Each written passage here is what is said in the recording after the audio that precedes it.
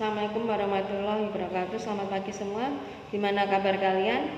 Tentu sehat kan? Pada pagi ini Bu Novi mau memberi materi mengenai teks persuasif, tapi sebelumnya kita berdoa dulu menurut keyakinan masing-masing. Berdoa.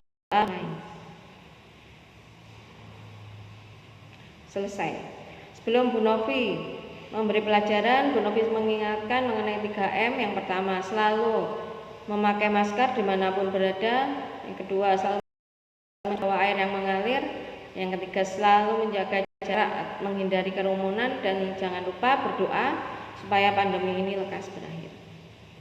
Sekarang kalian buka buku modulku halaman 30 mengenai teks persuasif. Teks persuasif itu apa? Teks persuasif itu yang memiliki fungsi untuk membujuk secara halus supaya menjadi yakin. Contoh teks persuasi, tengoklah bagaimana Singapura, Korea Selatan, Tiongkok, Jepang, atau India dapat melangkah lebih maju daripada negara kita lewat potensi sumber daya manusia yang mereka miliki. Tanpa kelimpahan sumber daya alam yang mumpuni dibandingkan negara jamur khatulistiwa, mereka mampu merangsek kejajaran negara termaju di dunia.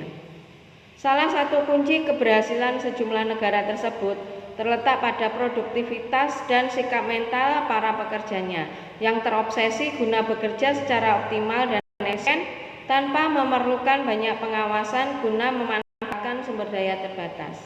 Ini adalah contoh teks persuasi.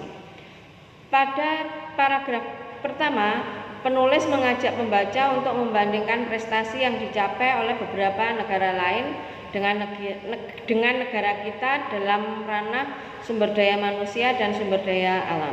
Pada paragraf kedua, penulis menyampaikan ajakan kepada para pekerja untuk meningkatkan produktivitas dan sikap mentalnya.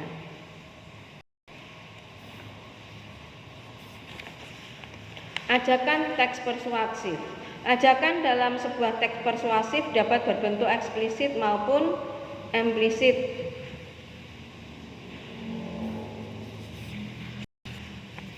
Menyimpulkan teks persuasif. Suatu teks persuasif itu ditulis dengan tujuan untuk mempengaruhi dan mengajak membaca melakukan sesuatu.